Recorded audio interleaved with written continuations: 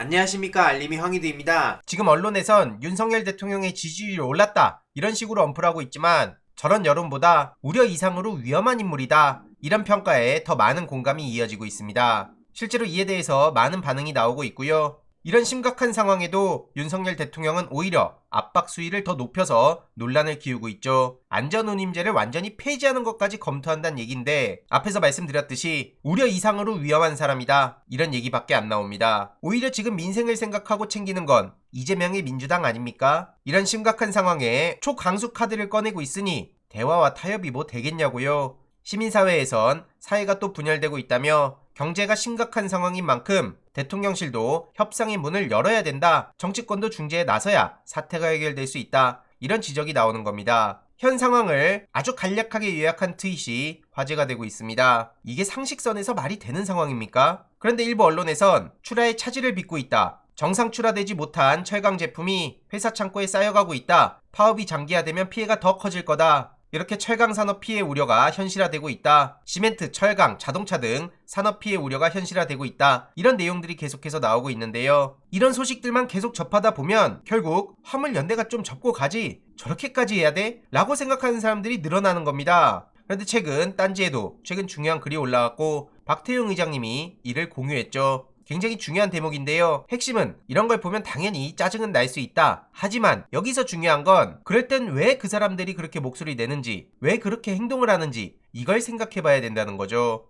앞으로도 늘 복귀해야 될 내용이라고 보고요. 민주당에선 윤석열 정부를 향해 화물 노동자들에 대한 협박을 당장 중단하라고 비판하고 있습니다. 안전운임제를 파업한다는 이유로 폐지할 수 있다니 이게 말이 되냐 이거고요. 사기업도 이런 식으로 멋대로 운영은 안 한다는 거죠. 지금 정부는 오히려 협박을 하고 있는 거고요. 참고로 최근 오세훈 서울시장의 정치 파업 매도 논란도 시장으로서 자격이 없다는 지적이 이어지고 있죠. 오세훈 시장의 정치는 도대체 뭐길래 정치를 노동자 매도의 수식어로 쓰냐 이런 비판이고요. 심지어 공약 후퇴 논란도 불거졌죠. 여가부 폐지로 실컷 어그로 끌고 결국 이름 바꾸는 거로 가닥을 잡았다고 합니다. 그래서 언론에서도 여성가족부 폐지 안 한다 이런 보도가 나오고 있는데 선거 공약들이 다 장난입니까? 뭐 하나 제대로 지키는 것도 없죠. 이런 심각한 상황에 관저 만찬 즐기고 있고 윤핵관들끼리 싸움이나 하고 있고 이에 김어준 총수가 따끔하게 일침을 날리기도 했습니다. 예전 박근혜 정부 당시에 옥새 들고 나르샤가 등장하고 총선에 어려움을 겪게 됐던 것처럼 지금 관저에서 차기 당대표 주자를 논의했다는 소문을 두고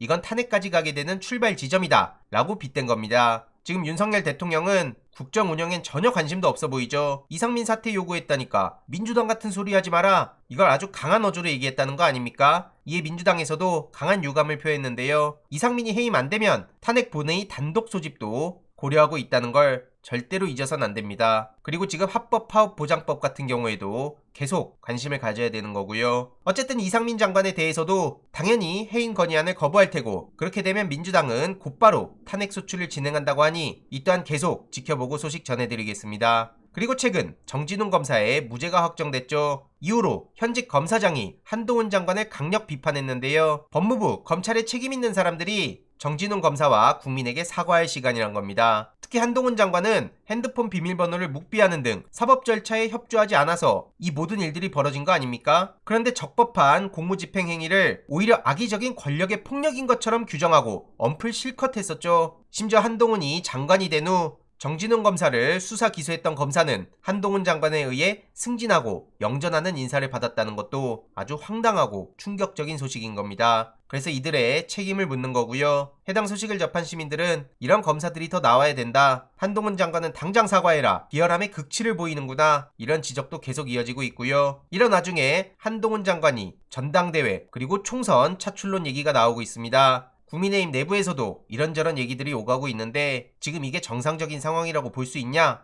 비번 안 까고 버틴 사람은 법무부 장관이 되고 정당하게 압수수색한 검사는 대법까지 가서야 무죄 확정을 받고 정말 소름이 끼친다. 그런데 일반 국민들은 오죽할까요? 정말 무시무시한 상황인 거고요. 이에 민주당에서는 오늘 오전 검찰 독재 정치 탄압 규탄 기자회견을 열었습니다. 어제 유시민 작가의 국가란 무엇인가라는 책을 다시금 꺼내들었다고 말씀드린 바 있는데요. 국가가 무엇이고 누가 국가를 다스려야 되고 국가의 도덕적 이상은 뭐고 어떤 방법으로 그 이상에 다가설 수 있고 더 훌륭한 국가로 만들려면 국민은 각자 무엇을 해야 되고 정치를 통해 이 목적을 추구하는 사람은 어떤 자세로 일해야 되는가? 이런 유시민 작가의 고민들이 담긴 책이기에 지금 같은 시기에 딱이라고 봅니다. 참고로 김건희, 한동훈 같은 사람한텐 찍소리도 못하는 진중권 씨가 유시민 작가를 또 비난하면서 언론의 주목을 받으려고 하고 있죠. 하지만 저렇게 어그로를 끌어도 대부분의 반응은 압도적인 비판이고요. 추가적인 소식 계속 전해드리도록 하겠습니다. 이번 내용도 유익했다면 구독, 좋아요, 알림 설정,